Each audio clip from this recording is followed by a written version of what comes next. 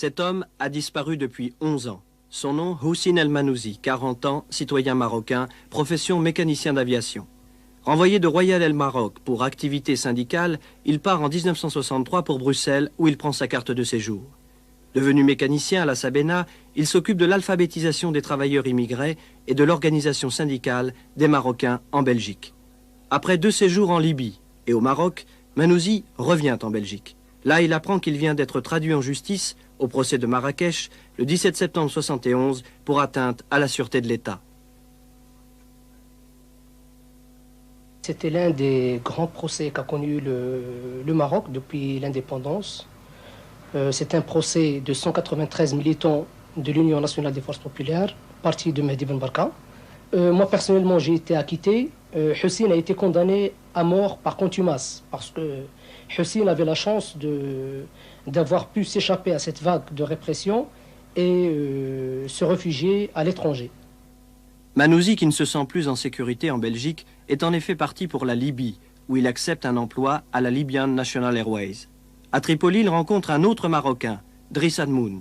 Cet homme d'affaires va lui offrir de l'aider dans ses activités syndicales. Une amitié née entre les deux hommes, et Manouzi confie à ce nouveau compagnon son projet de voyage touristique en Tunisie. Mais lorsque Manouzi atterrit à Tunis, il ignore que Driss Admoun est en réalité un policier marocain et qu'un piège l'attend à l'aéroport. Nous sommes le 1er novembre 1972. Il est près de midi et l'avion en provenance de Tripoli vient de se poser. Manouzi se dirige vers la poste de l'aéroport.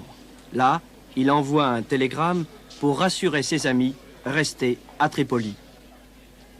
Il y avait dans le télégramme « Je suis bien arrivé, signé Gaspard ». Est-ce que je peux vous demander pourquoi vous conservez l'anonymat? Je pense que je suis actuellement en France. Il y a un certain nombre d'agents du régime marocain, de la police marocaine, et je n'ai pas envie de mettre ma vie en danger. Manouzi se rend ensuite vers le téléphone. Là, il appelle d'autres amis, de Tunis cette fois, et les prévient de son arrivée immédiate. Depuis, plus de nouvelles de Houssine El Manouzi. Alors que s'est-il passé à l'aéroport international de Tunis?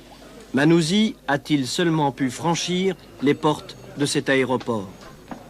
A-t-il été conduit au poste de la Sûreté nationale, tout proche? A-t-il été emmené à l'aéroport militaire pour être transféré au Maroc? Bref, y a-t-il eu collusion entre les autorités tunisiennes et marocaines pour enlever le syndicaliste Manouzi? Il est évident qu'il serait étonnant que, au nez à la barbe des policiers tunisiens, Manouzi ait été enlevé par des barbouzes d'un autre pays en Tunisie. Je dois dire que je n'ai pas eu de la part des autorités tunisiennes un appui considérable dans cette affaire. Je me suis rendu moi-même à Tunis, où j'ai déposé par l'intermédiaire d'un de mes confrères tunisiens une plainte avec constitution de partie civile pour cet enlèvement illégal. La plainte a été enregistrée. Pour l'instant, elle n'a rien donné. J'ignore si la police tunisienne a effectivement fait une enquête par la suite ou pas. 3 ans plus tard, c'est le coup de théâtre. Manouzi réapparaît cette fois sur un avis de recherche diffusé par la police marocaine. Dans la nuit du 12 au 13 juillet 1975, le quartier de sa famille à Casablanca est systématiquement fouillé. Manouzi vient de s'évader avec d'autres prisonniers. C'est la preuve qu'il était bien détenu au Maroc.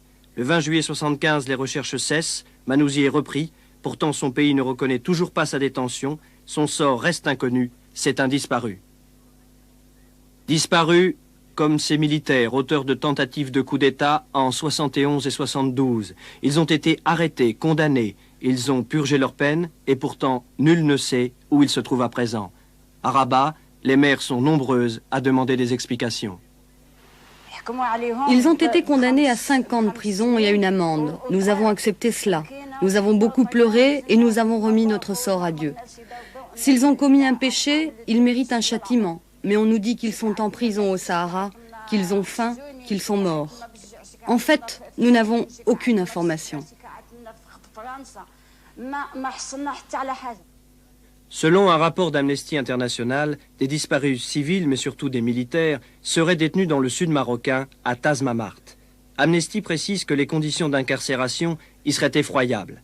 Des lettres ont réussi à sortir de cet endroit perdu. Par exemple, celle-ci, datée de février 79.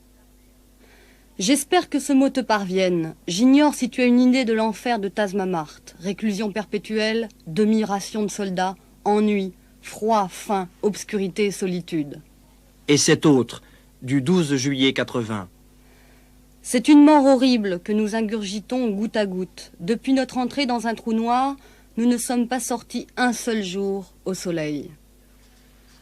Nous sommes alors partis à la recherche de l'endroit qui n'existe pas, ce Tazmamart, dont le mouvement Amnesty International lui-même ne parle qu'au conditionnel. Seules indications dont nous disposions, cette montagne, sur laquelle est inscrite la devise « Dieu, le roi, la patrie ». En fait, le site de Tazmamart, c'est ce cirque désolé, la vallée du fleuve Ziz, avec entre l'hiver et l'été des écarts de température impressionnants. Et puis, un autre repère au milieu de cette muraille montagneuse, la présence d'un ancien fort laissé par les Français. Juste au-dessus, un poste militaire marocain garde ses fenêtres toujours ouvertes pour surveiller la route. La route unique, devenue blanche, poussiéreuse, qui conduit à cette prison invisible aux yeux du monde, car ici la région est interdite, y compris aux avions. Mieux, elle n'existe même pas sur les cartes routières. Invisible donc, ces deux blocs sur la droite. Invisible aussi ce long bâtiment sur la gauche, qui jouxte un réservoir d'eau.